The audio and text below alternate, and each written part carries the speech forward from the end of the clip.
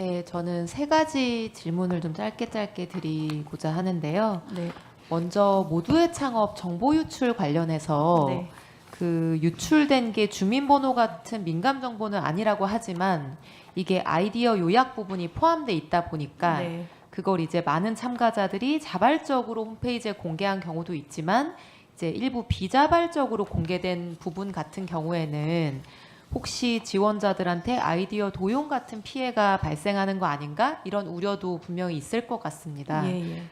그래서 중기부가 이제 그에 대해서 내놓은 대책을 보니까 지식재산처와 함께 영업비밀 원본 증명 서비스를 무상 제공하고 또 기술 임치를 지원하겠다 이런 내용들이 담겨 있는데 이런 조치들을 통해서 아이디어의 도용이나 침해 우려를 막을 수 있는 것인지 좀 구체적인 설명은 오늘 안 나온 것 같아서 네. 그에 대한 설명을 좀 듣고 싶습니다. 네. 그 제일 처음에 말씀드린 영업비밀 원본 증명이라고 해서 좀 쉽게 말씀드리면 아이디어 등록제라고 하는 부분은 누가 제일 처음에 그 아이디어를 등록해 놨는가를 증명해 주는 겁니다. 그래서 어디 가서 도용이 됐을 때 지금 등록돼 있는 시간을 지금 저희 시스템 플랫폼에 있기 때문에 그 부분에 대한 부분들은 정부가 보증해야겠다라고 하는 부분들입니다. 그래서 그리고 이후에 사업이 됐을 때에는 그 기술로 구현된 이후에는 기술 임치 관련된 부분들까지도 잘 무상으로 지원하겠다라고 하는 두 가지의 레벨 단계별로 지원책들을 마련했습니다. 네. 그러면은 이번 일로 부당한 불이익이나 침해를 받는 분은 없을 것이다 이렇게 이해를 해도 될까요? 네, 그리고 지금 7월 중에는 저희가 17개 지역의 전문 변호사들이 가셔서 있는 그 상담도 모두 할 거고 이후에 몇 년에 걸쳐서 이제 그 기간도 좀 정할 건데 벌어지는 일들에 대해서도 정부가 나서서 전문 변호사들의 서포트 지원을 받을 수 있도록 할 예정입니다. 네, 끝까지 책임 있게 조치를 다해 주시면 네, 좋을 그러겠습니다. 것 같습니다. 두 번째는 질의라기보다는 간곡한 요청 뭐 이렇게 말씀드리는 게 맞을 것 같은데요. 국무총리는 탄소중립 기본법에 따라서 국가기후위기 대응위원회의 공동위원장이 됩니다. 혹시 알고 계신가요? 네, 알고 네. 있습니다. 그러니까 2050년 탄소 중립이라고 하는 이제 국가 목표, 이제 국가적 미션이 있는데 이 미션을 책임지는 최후의 보루 같은 이제 역할을 하는 게 이 위원회거든요. 근데 이제 솔직히 말씀드리면 저는 후보자께서 혹시 산업계의 입장만을 대변하시지는 않을까 이런 걱정을 하고 있습니다. 네. 쓸데없는 걱정이었으면 좋겠는데요. 근데 제가 그래서 한 가지 꼭 당부를 드리고 싶은 거는 지금의 산업계가 지는 부담도 굉장히 중요하고 그거를 이제 최소화하는 것도 이제 우리가 논의해야 되는 부분이지만 지금 우리가 지는 부담을 더는 만큼 그 부담은 사라지는 것이 아니라 결국에 미래의 산업계가 더 짊어지는 결과로 이어진다는 점을 꼭 말씀드리고 싶고요. 저는 대한민국의 저를 포함한 공직자들이 오늘의 우리에게 표를 주고 평가를 하는 오늘의 국민만을 놓고 단기적인 관점으로 정책 결정을 해서는 안 된다고 생각합니다. 10년 뒤에 또 20년 뒤에 노동자가 되고 기업가가 될 지금의 아이들 또는 아직 태어나지 않은 누군가 또 우리의 국민이고 그들에게 너무 과중한 부담을 전가하는 거는 잘못된 일이라고 생각을 합니다. 그래서 또 그렇게 해서는 안 된다는 헌법재판소의 헌법 불합치 결정이 있었고 지금 국회가 그 결정의 취지를 반영해서 중장기 감축 목표를 정의롭고 공정한 세대 간에 너무나 큰 부담을 전가하지 않는 그런 법 개정을 추진하고 있는데요. 그 과정에서 지금 살아가는 사람들이 누릴 것만 누리고 비용과 부담은 다 그들에게 뒤로 넘기는 그런 결정이 되지 않도록 저희가 논의를 열심히 하고 있습니다. 그래서 이 법안이 최종적으로 통과되고 그 헌법 불합치를 해소하고 또 미래 세대에게 공정한 그런 우리가 정책 결정을 할 수 있도록 그 과정에서 적극적인 조정 역할을 총리로서 또 그 공동위원장으로서 꼭 해주시기를 제가 부탁드리고 싶습니다.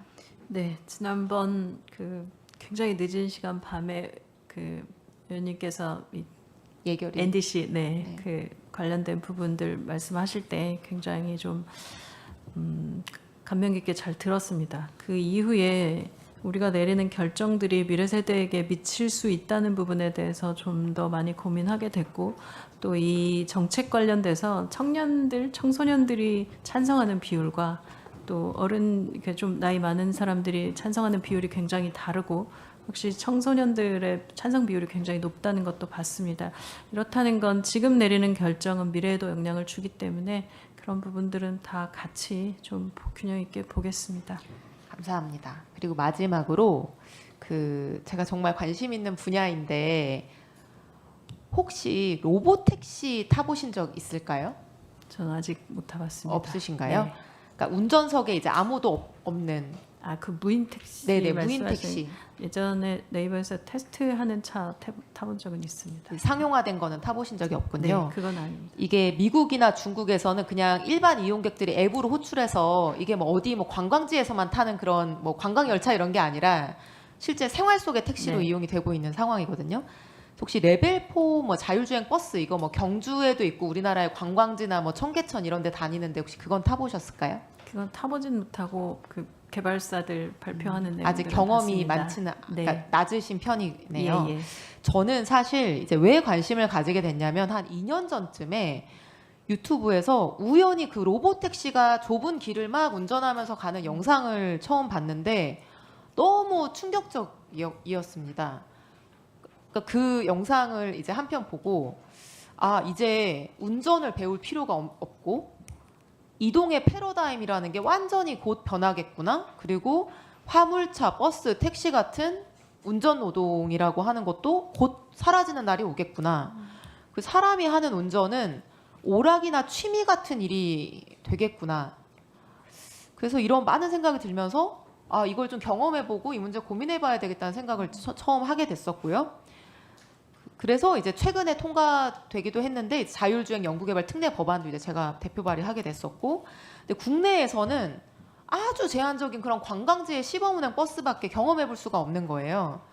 그래서 이게 뭔가 제가 직접 몸으로 경험해봐야 이제 다르게 보이겠다 싶어서 작년에 중국에 가가지고 바이두, 포니 AI 뭐 이런 이제 택시들도 직접 불러서 타봤었고, 올해 초에는 이제 미국에서 웨이모, 뭐 네. 테슬라 로보택시, 뭐 아마존의 죽스 이런 것도 이제 다 이용을 해보고 왔는데 직접 이거를 유튜브에서 보다가 직접 이용자들처럼 경험을 해보니까 너무 두려운 생각이 들더라고요. 왜냐하면 우리나라 국민들은 이런 자율주행 기술이 여기까지 와 있다는 사실을 거의 아무도 모르시고요.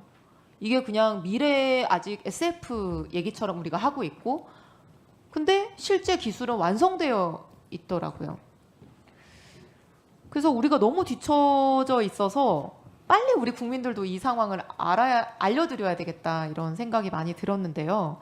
사실 이제 제가 관심을 가지고 국내 자율주행 기술이나 산업이나 규제나 뭐 이런 상황들을 좀 많이 살펴보니까 정말 어디 꺼내놓고 말하기 어려운 낮은 수준이고 국내 유일의 뭐 자동차 기업이라고 얘기해도 과언이 아닌 현대기아차의 자율주행 수준도 자회사 하나 인수해서 뭐 좀 하고 있는 거 말고는 사실 변변치 않은 상황이라고 저는 평가하고 있습니다.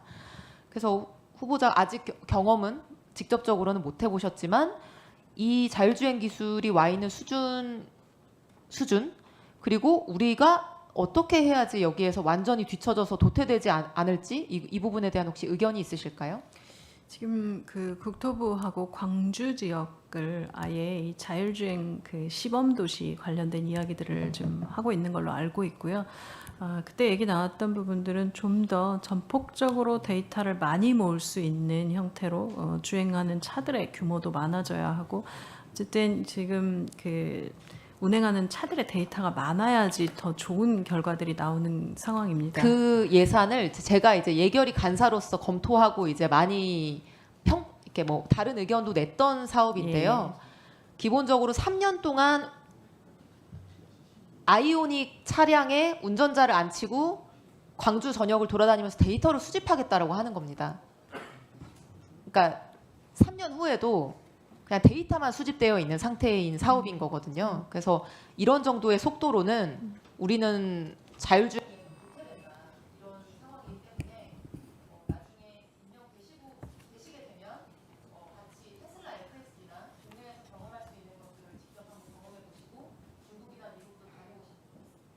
네, 알겠습니다. 이 부분은 사실 굉장히 오래전에 내부적으로 그 예전에 민간에 있을 때는 좀 테스트했던 건데 주행이나 이런 거리나 주행할 수 있는 거리나 이런 게 좀 적다 보니까 전체적으로는 그냥 실험으로만 끝났던 부분이 있고 막상 타보면 정말 다른 생각이 들었습니다. 운전자 필요 없고 저는 그 안에서 마치 내 방에 있는 내 집에 있는 느낌입니다. 기존 택시를 타면 택시 운전사가 있는 택시에 제가 탄 것 같은 느낌이라면 운전자가 없는 채로 탄 이 차 안은 내 공간 같이 느껴지고 그 안에서 즐기는 컨텐츠는 무엇일지 이런 내부적인 그 상상 기획 이런 것들 좀 했던 적이 있었는데요.